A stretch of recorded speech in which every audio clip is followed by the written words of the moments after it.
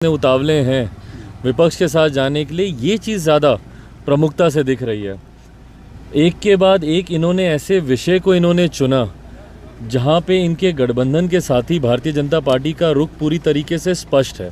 उसके बाद भी इन विषयों को ये उठा रहे हैं, तो कहीं ना कहीं ये खुद भाजपा से अलग होने की ये सोच रख रहे हैं। और इस बात को बहुत पहले ही जब 10 नवंबर 2020 को विधानसभा चुनाव के परिणाम आए थे, 11 तारीख को मैंने प्रेस वार्ता की थी और उसी दिन मैंने इस बात को कह दिया था कि बहुत जल्द ये कोई ना कोई बहाना ढूंढेंगे और अपने आप को भारतीय जनता पार्टी से अलग करेंगे, क्योंकि अब इनकी महत्वाकांक्षा प्रधानमंत्री बनने की है। किसी पार्टी में राष्ट्रीय कार्यकारिणी की बैठक में प्रधानमंत्री पीएम मटेरियल का प्रस्ताव औपचारिक तौर से पारित हो जाए, ये संजोग नहीं हो सकता। भाई मैं भी एक पार्टी चलाता हूँ, मुझे पता है कि पार्टी में कोई भी प्रस्ताव पारित करने के लिए कितनी लेयर से वो प्रस्ताव, वो एजेंडा वो गुजरता है। तो इन्होंने वो प्रस्ताव पारित कराया क्यों? क्योंकि अब इन्हें प्रधानमंत्री बनना है। तो अब ये चाहते हैं कि विपक्ष के सामने किसी भी तरीके से अपना भाव ऊंचा करें ताकि तमाम विपक्षी दल इनको अपना नेता माने और 2024 के जो लोकसभा के चुनाव होने हैं उस चुनाव में ये प्रधानमंत्री पद के ये दावेदार बनकर ये सामने आए। इसीलिए अब ये तमाम ऐसे विषय उठा रहे हैं। इन्होंने पेगासस पे जांच की बात उठाई जहां पे भारतीय जनता पार्टी का और केंद्र सरकार का एजेंडा क्लियर है। उसके बाद इन्होंने जातीय जनगणना को लेकर इन्होंने उठाया, जनसंख्या नियंत्रण कानून को लेकर इन्होंने बात को उठाया, विशेष राज्य के दर्जे की मांग ये उठा रहे हैं। और इन तमाम बातों पर भारतीय जनता पार्टी का और केंद्र सरकार का रुख स्पष्ट है। अब इनकी सोच बस यही है कि किसी भी तरीके से महागठबंधन या यूपीए का हिस्सा बने और 2024 में मौजूदा प्रधानमंत्री नरेंद्र मोदी जी के सामने प्रधानमंत्री पद के दावेदार बन के मौजूद हैं। आरजेडी का ऑफर तो आपको भी मिल रहा है चिराग जी, ऐसे में अगर नीतीश कुमार उधर जाते हैं तो आपका क्या रुख होगा? देखिए, एक बात स्पष्ट है कि नीतीश कुमार जी के साथ चिराग पासवान या लोक जनशक्ति पार्टी रामविलास कभी उनके साथ नहीं रह सकती। उनकी नीतियों पर ही मुझे भरोसा नहीं है। मैं मानता हूं कि बिहार को बर्बाद करने में सबसे ज़्यादा योगदान मुख्यमंत्री जी की सोच, उनकी नीतियों का रहा है। साथ निश्चय से सोचते हैं कि बिहार में विकास होगा। आज आप जाके देख लीजिए क्या नल जल का हाल है। मैं अपने लोकसभा क्षेत्र में हूँ, यहीं पे इतनी बदहाल स्थिति है इनकी योजनाओं की जो धरातल पर नहीं उतरती। खाद को लेकर भाई किसान आज जहाँ एक तरफ दूसरे कारणों से आंदोलन कर रहे हैं, वहीं बिहार में खाद को लेकर आप देख लीजिए कितनी समस्या। कहीं पे बता दीजिए खाद किसानों को मिल रही हो, काला बाजारी हो रही है उसकी अलग, औने पौने दाम पर खाद किसानों को लेने पे मजबूर किया जा रहा है वो अलग।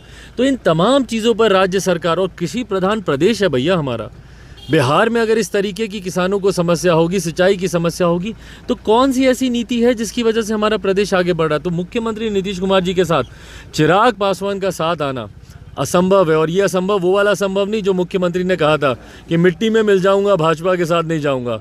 वो अपनी बातों पे टिके नहीं टिके, पर चिराग पासवान अपनी बातों पे टिकने वाला व्यक्ति। अकेले चुनाव लड़ने की बात की थी, मैं अकेले चुनाव लड़ा और आज भी मैं कह रहा हूं कि नीतीश कुमार जी के साथ जाना लोक जनशक्ति पार्टी रामविलास के लिए असंभव है। समाज सुधार यात्रा पर निकले थे नीतीश कुमार, क्या लगता है कि समाज बिगड़ा हुआ है? सोचिए कितनी शर्म की बात है ये कि जिस प्रदेश के आप पिछले 15-16 साल से आप मुख्यमंत्री हैं, 5-5 बार आपने मुख्यमंत्री पद की आपने शपथ ली हो, और आज आपको लग रहा है कि वो समाज इतना बिगड़ा हुआ है कि उसको सुधारने जाने की आपको ज़रूरत है।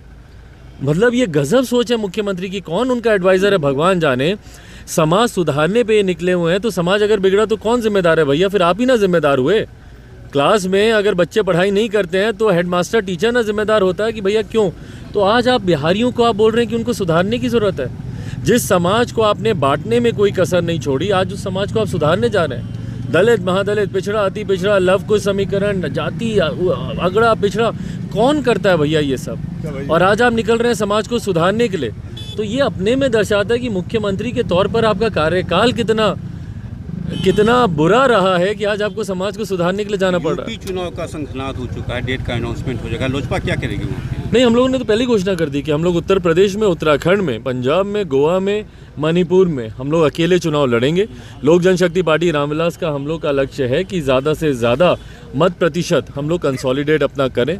तो इसलिए तमाम सीटों पर हम लोग अकेले चुनाव लड़ेंगे। उत्तर प्रदेश और उत्तराखंड की मुझे लगता है बहुत जल्द पहली सूची भी हम लोग इसी हफ्ते तक हम लोग रिलीज भी करेंगे। एमएलसी चुनाव का क्या करेंगे बिहार में? एमएलसी में अभी बिहार का जो संसदीय बोर्ड है वो इस पर बैठक कर रहा है और बहुत जल्द मुझे लगता है संसदीय बोर्ड के अध्यक्ष उल्लास पांडे जी के द्वारा इसकी औपचारिक घोषणा कर दी जाए। शराबबंदी कानून जिस तरह से बिहार में चल रहा है, नीतीश कुमार हाई तौबा मचाए हुए हैं। हाय तौबा सिर्फ उनको अब शराबबंदी दिखता है भाई। प्रदेश में कोई ना है जिसको शराब पीनी है भैया। जो पलायन करके बाहर गए हुए पहले उनको तो वापस लाने की व्यवस्था कीजिए। शराबबंदी खाद यहाँ पे मिल नहीं रही है। आपको शराबबंदी के अलावा कुछ दिखता नहीं है। यहाँ पर डॉक्टर्स के पास लोग जा रहे हैं तो अपनी आँख का इलाज कराने, मोतियाबिंद के लिए जा रहे हैं तो अपनी आँख निकलवा के आ रहे हैं, आपको शराबबंदी दिखता है। और शराबबंदी पे भी जो जहरीली शराब पीने से जो लोग मर रहे हैं उसकी चिंता इनको कहीं नहीं हो रही। एक बार किसी पीड़ित मृतक परिवार के यहाँ ये जाना इन्होंने ज़रूरी नहीं समझा। तो शराबबंदी का सिर्फ हुआ है सफल, ये इनसे होना नहीं।